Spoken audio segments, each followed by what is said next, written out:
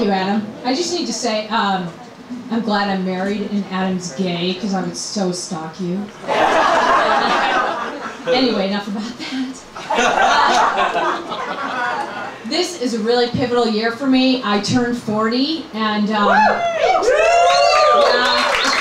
a big deal. Like, you just automatically go into that self-reflecting whether you want to or not, and I don't.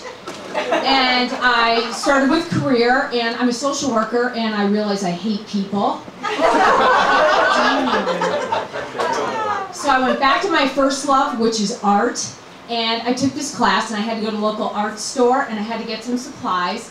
So I'm standing in line with my, Vine charcoal, my charcoal pencils. I got all $5 of supplies on me here. And I'm looking around, and everybody in the store's hair is kind of messy. And I'm like, what's up with that? So I'm like, I want to be an artist too. So I sneak over to acrylics, and I do a little bit of this, and I get back in line. Now I feel like I'm an artist. And I'm in line waiting, and I look behind me, and there's this guy who's like 6'5". No, I'm 5'1", and he looks like Nikki Sixx, the bassist for Motley Crue, really tall. And he's got these cobalt blue eyes and messy hair, kind of like Marilyn Manson. And I cannot take my eyes off this guy. And I'm looking at him, and I'm like, dude, you are so scary, yet hot. Anyway, speaking of scary, I was looking through my scrapbooks of when I was a child. And do you ever look back and you're like, wow, what was going on with that hair? What was going on with those guys I dated? And what was going on with that clothing? And I'm looking through that, and I'm looking at myself, and I'm like, wow, I still listen to heavy metal. I still like guys with long hair. And I'm still wearing the same rock t-shirts. And I don't mean like I've updated my closet with the same bands. I'm literally still wearing the same rock t-shirts from like 20 years ago. Oh my God. So, I haven't changed much. I guess I'm not dealing with that well. So my acting coach says, Heidi, you got to do something with that hair. You're still kind of caught in the 80s, and I think it's going to limit some of your parts. So it was kind of cut around my face at that time. So I'm like, how big of a deal can it be? I'll just go to the salon and get me a modern day haircut. So I go to Fantastic Sam's, and I'm like, I need a modern haircut.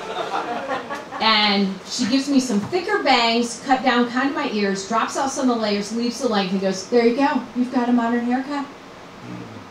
I'm like, oh my God, I've been waiting 20 years to make this change.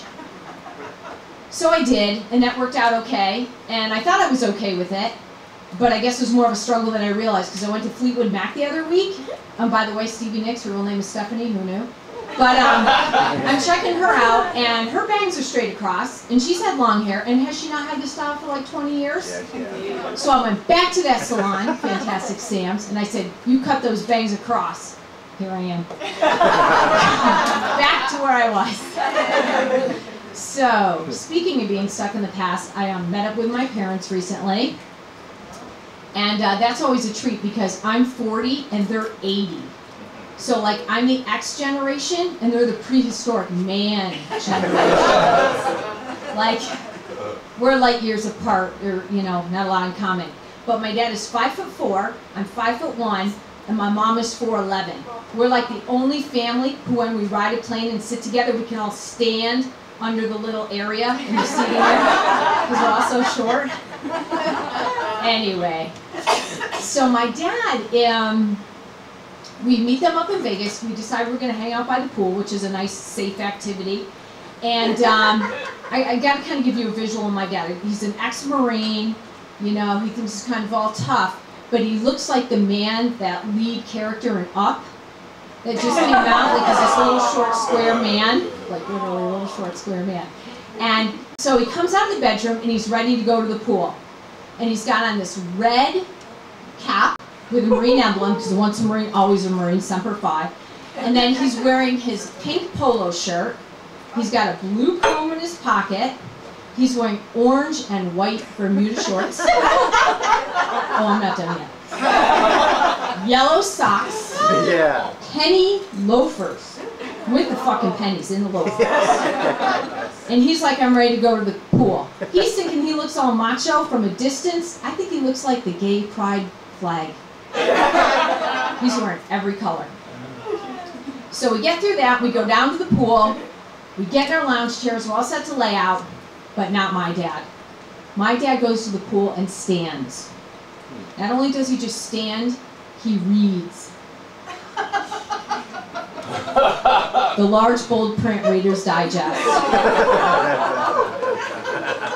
Dad, do you want a chair? And in his not so indoor voice, no, and miss the view of all these breasts? It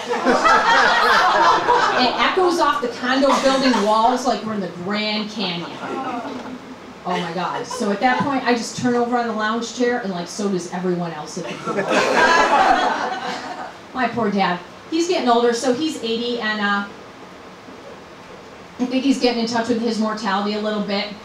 You know, he's German, he's a type A personality, so everything is planned out, you know, real rigid. Glad I'm not like that. Totally. And so every year before they go on a trip, he always sends me a letter, you know, if anything should happen to us, and just gives me a gentle reminder. No, it's okay, really. And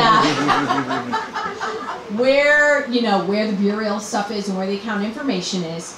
But this year, you know, he's had some health problems, and I think he's getting a little more concerned about his nearing the end of his life, because this year I got the "if we should die" letter.